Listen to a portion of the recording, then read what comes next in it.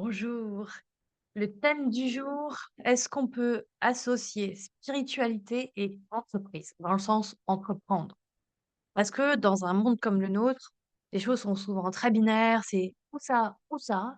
Il y a pas forcément de et finalement, ça peut vraiment être plus compliqué, de cheminer quand on a ces injonctions. Je vais te remercier. Tranquille là, la prononciation? Donc ça peut être difficile d'allier les 2 dans un monde tel qu'on le vit aujourd'hui. Hem, Encore beaucoup, je vois des gens qui opposent la spiritualité à, devenir entrepreneur ou être entrepreneur et je le vois surtout, mais surtout dans le milieu de l'accompagnement. Je viens de ce milieu-là, cette deuxième entreprise que j'ai actuellement, mon premier positionnement, c'était d'accompagner les gens.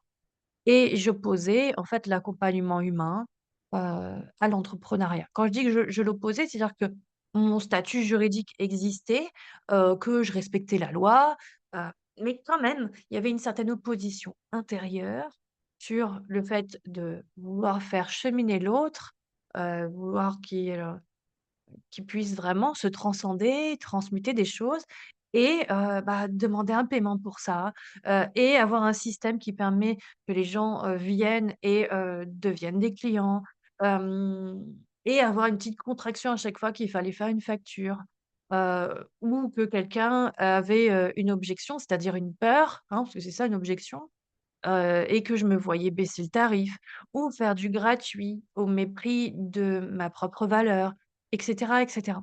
En fait, tout ça, donc je le ressentais et j'étais absolument pas la seule. C'est même très, très fréquent dans le milieu de l'accompagnement, quelle que soit sa forme. C'est-à-dire, ça peut être de la thérapie, ça peut être, des accompagnements type coaching, ça peut être des pratiques, plutôt bien-être, ça peut être, des choses qui sont en lien avec l'énergétique. Mais enfin, en fait, en France, on a vraiment un problème avec ça. C'est incroyable. On va donc souvent dissocier, en fait, les formes d'accompagnement humain avec les codes de l'entrepreneuriat. Comme si c'était sale, les codes de l'entrepreneuriat et comme si c'était hyper vertueux d'aller exclusivement dans l'être, dans la spiritualité et qu'il n'y a pas de possibilité d'allier les 2 mondes. Ce sont 2 mondes séparés et voilà la source des problèmes dans l'entrepreneuriat en France. Enfin, il y a l'une des sources. En réalité, il y a pas de ou ça, c'est ça va ensemble et ça fait même quelque chose de fabuleux quand c'est ensemble. Mais ça demande de l'avoir réellement intégré, vécu pour comprendre, c'est une chose, mais vraiment pour changer les choses et allier, vraiment ces 2 sphères qui ne sont pas opposées, mais en faire vraiment un ensemble harmonieux, ça demande de l'avoir vécu ou en tout cas d'être au clair avec ça. Donc pas simplement de le comprendre intellectuellement, mais vraiment que le corps soit d'accord, que l'âme ne fasse plus de résistance non plus par rapport à ça. Ça m'a pris des années, personnellement et je vois encore des tas de confrères et de consoeurs qui vont opposer accompagnement et entrepreneuriat. Je prends cet exemple-là parce que c'est vraiment le plus flagrant que j'ai. À partir du moment où on va, aller dans le sens d'aider l'autre, alors c'est difficile de se dire: «Bah, je vais demander de l'argent pour ça, peut-être c'est pas assez cher, mais est-ce que là, je dédie assez de temps à la personne?» En fait, on va aller plutôt dans un esprit de sacrifice, plutôt que d'aller dans une saine contribution de soi et du monde et en réalité, quand on allie vraiment les 2 choses, tout est parfait là, vraiment. C'est même beaucoup plus efficace en réalité. Et je dis ça parce que je suis tombée il y a quelque temps sur le post, d'une consoeur avec qui d'ailleurs je vais, enfin elle avait participé à l'un de mes lives il y a 2 ans et ça matchait très bien à ce moment-là. Et il s'est passé beaucoup de choses en 2 ans, de mon côté. Pas forcément du sien, mais de mon côté en tout cas. Dans vraiment une grande différence en termes de posture intérieure, de posture entrepreneuriale et c'est pas fini et voilà, ça continue. Et là, dans son post, je vois qu'elle met, «Je suis avant tout accompagnante, avant d'être entrepreneur». Heu, Accompagner les gens, c'est vraiment ce qui me fait vibrer, c'est vraiment, je me vois pas faire autre chose et je me sens vraiment à ma place quand j'aide vraiment les gens à, avoir des déclics, à transformer des choses dans leur vie, et je suis pas là pour l'argent. OK. C'est quasi au mot près, hein, ce que je vous dis. Quasi au mot près. Bon, Dans ce cas-là, pourquoi avoir une entreprise? Faut être clair avec ça. Une entreprise, c'est un support qui permet, avec donc une structure juridique à l'appui, d'avoir un mouvement financier. C'est-à-dire, quand je dis mouvement, c'est-à-dire de l'argent qui rentre, oui, et de l'argent qui sort aussi. Parce que ça va dans les 2 sens et on a un petit peu tendance à l'oublier. On va plutôt se dire qu'il y a de l'argent qui sort, mais exclusivement pour payer des impôts, l'URSSAF ou tout autre, on va dire organisme, parce qu'il y a pas le choix. Mais en fait, non, non, il y a aussi de l'argent qui sort quand vous investissez sur vous, pour vous former, pour vous faire accompagner, pour payer des frais et cetera. Moi, je propose une immersion en présentiel dans mon accompagnement principal, c'est moi qui paye les frais. C'est de l'argent qui sort. Mais cet argent qui sort, il sert à rentrer dans la sphère de quelqu'un d'autre. Et il en fait, il permet d'alimenter plein de corps de métier, plein de personnes à travers ça. C'est pas de l'argent qui sort et basta. C'est de l'argent qui est simplement traverse le canal de mon entreprise et de ma personne pour aller rejoindre d'autres canaux et continuer sa route. C'est un mouvement, qui ne s'arrête jamais. C'est pour ça que c'est circulatoire. Donc quand il y a de l'argent qui sort, en fait, c'est pas de l'argent qui sort, pour de bon, c'est l'argent de tout le monde en réalité. C'est pour ça qu'il y en a bien assez. Donc, quand on se connecte à des fréquences, qui sont, milliardaires et plus encore, heu, tout existe en fait. Voilà. Donc on pourrait très bien avoir des parcelles de cet argent qui arrive sans qu'on le sache. C'est même très probablement ce qui arrive. Voilà, donc tout ça pour vous dire déjà qu'au niveau de l'argent, il y a déjà des choses à aller changer dans sa propre relation quand on veut devenir entrepreneur, quand on est entrepreneur et il y a rien de sale. Mais il y a double peine. C'est-à-dire que quand on est une femme, on se sort de plusieurs siècles de conditionnement, avec des croyances qui se sont cristallisées sur femme plus argent égale prostitution, égale sale, égale vol, égale, manque de dignité. Hem, y a voilà, tout ce que vous voulez en fait par rapport à ça. Et donc une femme qui parle d'argent encore aujourd'hui, si elle a une image publique assez importante, je pense à des grandes coachs, par exemple, que je connais, dont je me suis fait accompagner d'ailleurs aussi par elle et d'autres, bah, qui sont vraiment médiatisées, connues. Mais en fait, quoi qu'il arrive, il y a toujours plus de critiques parce que ce sont des femmes qui parlent d'argent et quand c'est un homme, ça va moins choquer et c'est pas parce que je suis une femme que je dis ça, parce que j'ai longtemps lutté contre ce: «Oui, pour les femmes, blabla», mais en réalité, bah, ouais, non, il y a vraiment une différence. Ça se joue à des subtilités, des manières de tourner, certains commentaires, par exemple et attention, des commentaires peuvent être désobligeants autant des hommes que des femmes, par rapport à des femmes qui parlent d'argent et qui sont médiatisées. C'est ça le plus terrible. Voilà, donc c'est pas je ne tape pas sur la tête des hommes, d'accord? Mais vraiment, il y a quelque chose qui est pas clair du tout à ce niveau-là et on se sort de conditionnements vraiment qui ont duré très longtemps à ce niveau-là. Donc les femmes font tout un travail énorme sur justement se réapproprier ce caractère sacré de l'argent, sans que ce soit sale. Donc c'est déjà un gros travail que font les femmes par rapport à ça et toujours pareil, hein, dans les grandes masses, hein, je parle de généralité, bien sûr et dans ces grandes masses, voilà, dans ces grandes généralités, quand on dézoome, il y a des femmes qui du coup commencent à être beaucoup plus dans l'énergie yang, d'aller construire des stratégies, des systèmes qui permettent de soutenir, en fait, leur cœur de métier, effectivement, qui est, par exemple, d'accompagner, si je continue à prendre cet exemple-là. Mais accompagner, ça peut se faire sans support juridique qui est une entreprise. Il y a aucun rapport avec ça. Si on veut accompagner quelqu'un, on peut le faire de manière bénévole dans une association et si on veut vraiment pas le faire avec un support juridique, on le fait comme ça avec, son entourage, le premier venu, enfin voilà, sans forme particulière. Il y a rien qui empêche d'accompagner les gens. Simplement, on n'est pas forcément très honnête avec soi-même quand on est dans ces milieux-là. Il y a une espèce de mollesse dans l'accompagnement que je trouve beaucoup, et maintenant je le vois, hein, parce que j'y ai participé, hein, donc j'étais là-dedans, donc c'est parce que j'en suis sortie que je vois vraiment à quel point c'était toxique. Ça paraît mou parce qu'on est beaucoup dans l'être et en fait, certes, ça permet aux gens de se sentir mieux ou juste bien et c'est déjà très bien d'ailleurs, hem, mais au détriment de sa propre personne, de sa propre entreprise et finalement, ça ne sert pas le système global dans lequel on est. Ça ne sert pas le collectif humain. Parce que c'est comme si on oubliait qu'en fait une entreprise, c'est un support vibratoire. C'est pas juste quelque chose dans la matière, c'est un support vibratoire. S'il y a une entité vibratoire là qui existe énergétiquement, Alors, en tant qu'entreprise, spiritualité et business ne sont absolument pas dissociés. D'ailleurs, rien n'est dissocié. Vous pourriez être un trader en bourse et même vous comporter comme le loup de Wall Street, que vous seriez quand même un être spirituel qui est en train de vivre une expérience. Mais bon, voilà, il faut juste s'en souvenir. Ça ne justifie pas les actions, les paroles, des choses qui peuvent être blessantes. Ça ne justifie pas ça. Ça permet juste de mettre du sens sur le fait que c'est une expérience qui est en train de se vivre. Voilà. Heu et toujours pareil, là, c'est quand on n'est pas dans un pic émotionnel qu'on peut entendre ce que je viens de vous dire. Donc j'ai à travers, toutes ces années-là, j'ai, compris, mais surtout intégré, donc ressenti dans le corps, comme vraiment la spiritualité est partout, y compris quand on est en train de se faire closer dans un appel de vente, par quelqu'un qui veut vous vendre quelque chose, parce que vous êtes là et que, vous avez demandé un entretien. Il y a vraiment,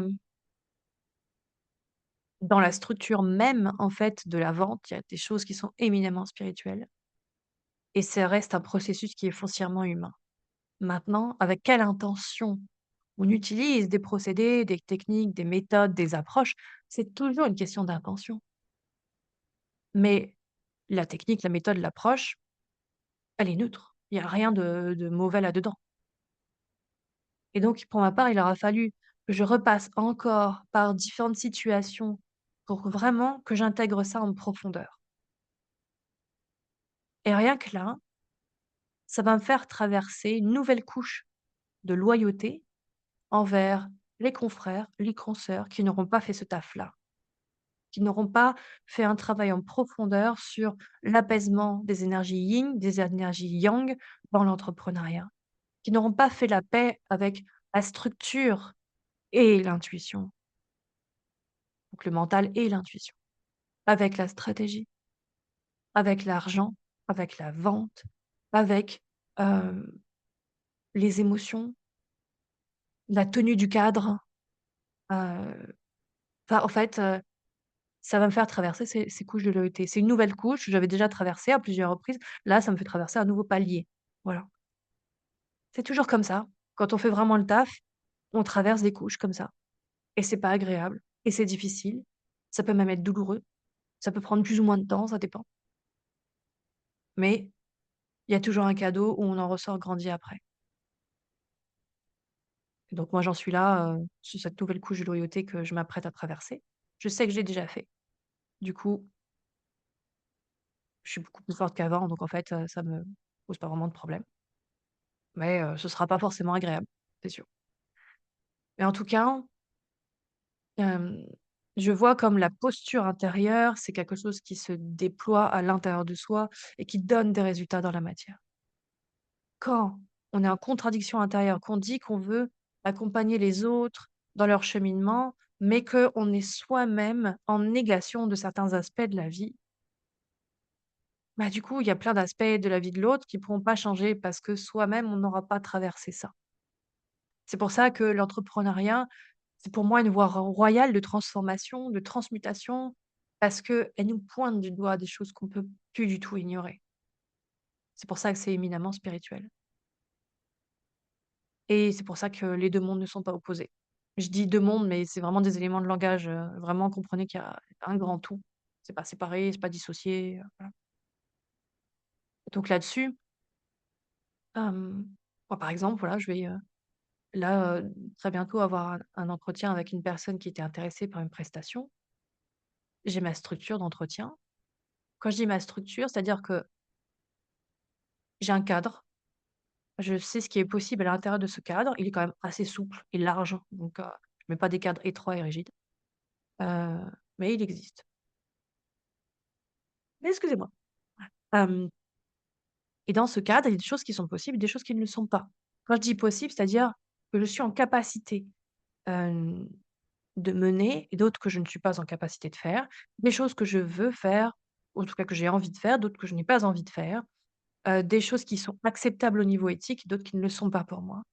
Heu et cetera. C'est tout ça à l'intérieur du cadre et à l'intérieur aussi de ce cadre, il y a tout un tas d'éléments énergétiques pour que la personne puisse se déposer dans ce cocon et en fait, je ne sais pas si ça va aboutir à une vente ou pas. J'en sais rien. Parce que tant que j'ai pas vu la personne, tant qu'on n'a pas échangé ensemble, tant que j'ai pas été en contact avec son énergie, pour détecter aussi, au-delà de ce qu'elle dit, mais les grains de sable dont elle a pas conscience, tant que j'ai pas été en contact avec tous ces éléments-là qui composent notre future relation pendant cet entretien, je ne sais pas ce qui va se passer. Et c'est parce que j'ai développé suffisamment de sécurité intérieure que je suis en mesure d'avoir ce discours-là aujourd'hui et d'être assez tranquille sur ça. C'était pas le cas avant, c'était pas le cas avant. Donc, parce qu'il y a eu tout un travail de grosse introspection, de remise en question, de modification de croyances, de ressenti dans le corps, d'intégration de certains concepts, qui étaient juste intellectuels, de les mettre vraiment dans le corps. Parce qu'il y a eu tout ce travail-là, ma posture est différente à ce niveau-là. Et donc je sais que s'il y a accompagnement avec cette personne, ça ne produira pas les mêmes résultats que, par exemple, quand j'ai commencé mon activité en 2022. C'est une certitude, parce que j'ai avancé sur plein de sujets. Et donc, je pourrais emmener la personne bien plus loin que là où j'aurais pu l'emmener il y a, 4 ans. Donc vraiment, mmh, l'entrepreneuriat, c'est vraiment de la spiritualité. Simplement, ça c'est comme si ça avait un habit, un costume qui pourrait juste se dire: «On est matière, injonction, et trucs chiants à respecter», hem, alors que pas du tout. C'est qu'une expérience qui se fait, de manière très humaine, qui se vit de manière très humaine. Qui a fait apprendre des choses sur soi, qui permet vraiment de se réapproprier des parts de soi, toujours dans l'idée de les aimer encore un peu plus, ces parts-là de soi. Et l'entrepreneuriat est un support comme un autre qui permet ça. Quand, là, par exemple, je suis en train de structurer une page de vente, c'est une page de vente. Ça veut dire ce que ça veut dire. Maintenant, la personne qui va tomber dessus, ça ne veut pas dire que ça va la toucher en plein cœur ou qu'elle va se sentir concernée. C'est juste un outil qui est mis à disposition pour faciliter un processus de décision qui ne m'appartient pas, mais qui appartient à la personne qui tombera dessus et qui recherchera quelque chose de précis. Si, dans les mots que j'ai utilisés, parce que je connais très bien le profil des différentes personnes que j'accompagne, si les mots vont toucher la personne, parce que la personne va faire des liens intérieurs en lisant certaines choses dans la page de vente, en regardant peut-être, des éléments vidéo que j'aurais mis, c'est possible que je vais faire une vidéo, hem, qu'elle se sent concernée. C'est elle qui décide parce qu'elle a fait les liens à l'intérieur d'elle-même, parce que ça a touché des choses qui sont émotionnelles et après rationnellement parlant, avec l'intellect, elle va, effectivement rationaliser sa décision. Mais la décision, elle est avant tout dans le corps, elle est avant tout émotionnelle. Ça se fait inconsciemment. Après, elle va mettre un processus pour dire: «Ah oui, c'est vraiment ce qu'il me faut» et procéder au paiement et cetera ou me contacter, bref, peu importe. Mais en tout cas, c'est pas moi qui prends la décision, mais je propose le contenu, le cadre, le support et toute la partie vibratoire qui peut-être ne se voit pas dans la matière, mais qui existe réellement, que je mets en place pour que la personne, non pas se sente influencée, mais se sente concernée si elle est réellement concernée. Et si c'est le cas, le processus est facilitant pour qu'elle puisse entrer dans un espace qui va lui permettre de se déposer, de se transformer. Moi, je serai juste à côté d'elle pour accompagner cette transformation. Et c'est tout. C'est vraiment un élément qui est structurel, un élément stratégique qui est mis en place à un certain moment pour, aller dans une certaine direction. Ça ne peut pas correspondre à tout le monde, mais c'est pas souhaitable parce que je m'amuse pas à accompagner tout le monde. Je ne veux pas accompagner tout le monde, j'en ai pas les capacités de toute façon et cetera et cetera. Donc c'est juste un support facilitant, au même titre qu'une voiture permet de faciliter un déplacement longue distance parce qu'on se tape pas des kilomètres à pied, à vélo, à cheval ou autre quoi. C'est juste plus rapide, plus facile, c'est tout. Et à partir du moment où on met de la neutralité sur ces éléments-là, qu'on enlève ces croyances limitantes sur: «C'est bien, c'est pas bien, c'est sale, c'est pas noble». Non, moi, j'accompagne les gens et puis, vous voyez, c'est une espèce d'ego spirituel aussi par rapport à ça. J'ai connu des gens très spirituels qui étaient exclusivement commerciaux, hein, et j'ai connu des gens qui étaient d'une toxicité extrême en étant exclusivement dans l'accompagnement. Donc c'est même, j'en ai connu beaucoup même d'ailleurs. Donc vraiment, le métier, l'approche, ça veut rien dire. C'est toujours cette histoire de couteau. Avec quoi vous l'utilisez? Avec quelle intention? Et c'est tout. C'est juste ça qui va changer le résultat. Et donc changer l'outil ne servira pas à grand chose puisque l'outil, c'est juste une extension de soi.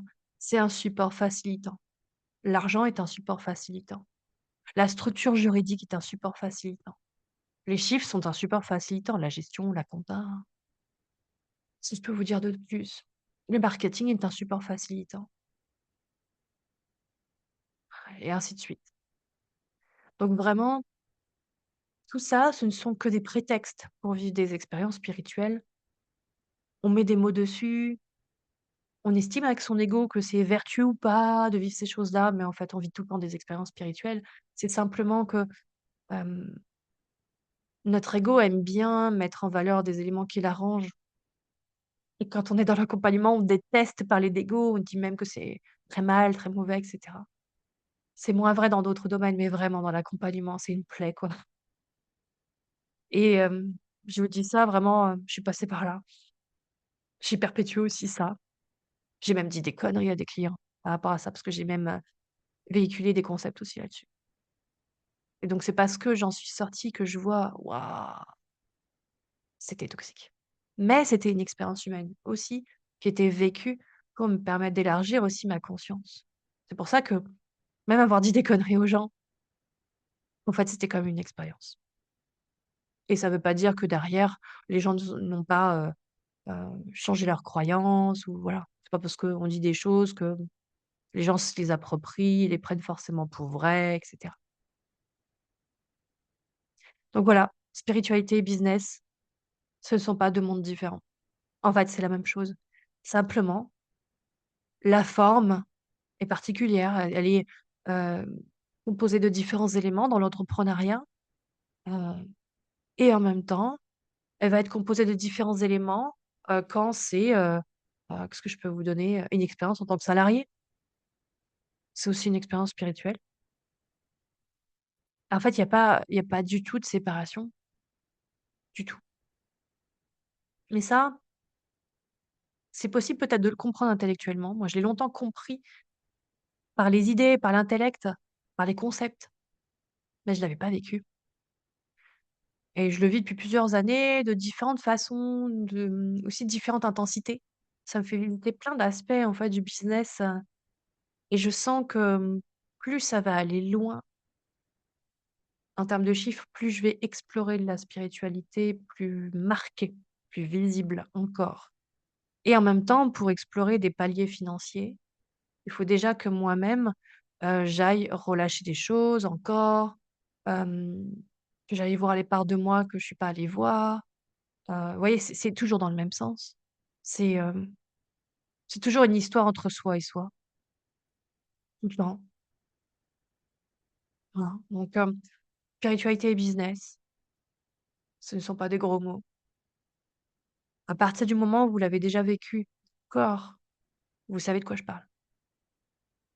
Si simplement ce sont des choses que vous lisez à gauche, à droite, mais il y a pas de fond, vous comprenez simplement, vous êtes d'accord ou pas, mais en tout cas, c'est juste à l'état intellectuel et ça s'arrête là. Là, c'est vraiment quelque chose qu'il faut faire descendre en soi, vibrer dans ses cellules, ressentir dans sa chair pour vraiment que ça change en profondeur les choses. Et c'est la même chose pour tout accompagnement d'ailleurs, hein. Si on en reste juste à l'état d'information qu'on picore à gauche, à droite, il se passera rien. Il se passera rien. Donc vraiment, ça demande à faire descendre ces informations-là, pardon, à les ressentir vraiment pleinement pour que ce ne soit plus des informations, mais de véritables expériences. Là, les choses transforment. Là, ça transmute, ça transcende. Là, ça évolue, vraiment. Et donc, si vous êtes thérapeute, accompagnant de l'humain, allez voir, c'est par là de soi que vous refusez en vous donnant bonne conscience en disant: «Moi, ça non, non, non, ça c'est pas noble, ça c'est pas vertueux, ça c'est pas bien». Allez voir, c'est par là, ce sont de sacrés angles morts. Et si vous n'êtes pas dans l'accompagnement, c'est la même chose, allez voir ces angles morts. C'est pareil, c'est pareil. Voilà, je voulais vous faire cet apport-là parce que moi, j'avance de plus en plus vers, ça a toujours été, en fait, un chemin spirituel, mais c'est comme si je prenais conscience de l'immensité de ce champ, qui est encore plus vaste que je crois, mais dans notre esprit humain, c'est difficile à concevoir. On a besoin de mettre des limites, justement, des cadres, de faire en sorte que: «Ah oui, ça va jusque-là» et donc dans ma perception d'humaine, bah, j'ai besoin d'élargir ce champ. Il est toujours limité, maintenant il est là et puis plus tard, bah, il sera là, puis plus tard encore, il sera là. Mais en fait, de ressentir l'infinité, l'immensité, c'est possible dans certains états modifiés de conscience, pardon, mais quand on revient dans un état, de veille classique, c'est difficile à aller, se représenter. Parce qu'on a un cerveau, en fait, qui traite 1 milliard d'informations tout le temps, qui les analyse en réalité. Donc quand on est dans ce fonctionnement-là surtout, c'est difficile à percevoir cette immensité. Il y a des endroits dans le monde où on n'a pas cette construction mentale-là, en tout cas elle est beaucoup moins présente et on perçoit tout le temps l'infinité, l'immensité de tout ce qui est, la reliance avec ce grand tout. Et si ces personnes, elles venaient dans un pays comme la France, elles seraient profondément malheureuses, malades et j'espère qu'elles fuiraient le pays parce que ça leur ferait vraiment du mal. Après ça ne veut pas dire que c'est une mauvaise chose, c'est simplement que les constructions dans le fonctionnement sont différentes. Donc c'est pour dire que c'est vraiment systémique l'histoire là. C'est, heu, c'est vraiment aussi dans des endroits du monde, dans des époques, hem, dans nous, nos propres systèmes en tant que personnes. Forcément, ça influence nos expériences. C'est pour ça que tout est spirituel, dont l'entrepreneuriat. Voilà. Si vous voulez commenter, je vous laisse faire des petits commentaires, enfin des longs commentaires constructifs et dans tous les cas, je vous invite vraiment à aller sentir les parts de vous qui sont en friction, selon certains mots que j'ai prononcés, d'aller vraiment en conscience sur les pensées qui ont été générées, parce que ça, c'est votre affaire à vous. D'aller dans les ressentis émotionnels que ça a généré aussi, parce que c'est votre affaire aussi à vous et ça n'a pas de rapport avec le contenu que j'ai dit. Ce sont simplement des choses qui étaient déjà là et bien, justement, en écoutant cette vidéo, c'est une occasion pour vous d'aller voir ces parts-là, de leur accorder de l'attention, peut-être de discuter avec elles. En tout cas, de vous les approprier parce qu'elles font partie de vous et que juste derrière les blessures, il y a toujours la lumière. Donc c'est une opportunité pour aller un peu plus vous aimer vous-même et cette vidéo n'est qu'un prétexte spirituel pour vous, tout comme elle a été un prétexte spirituel pour moi. Belle journée à vous, prenez soin de vous.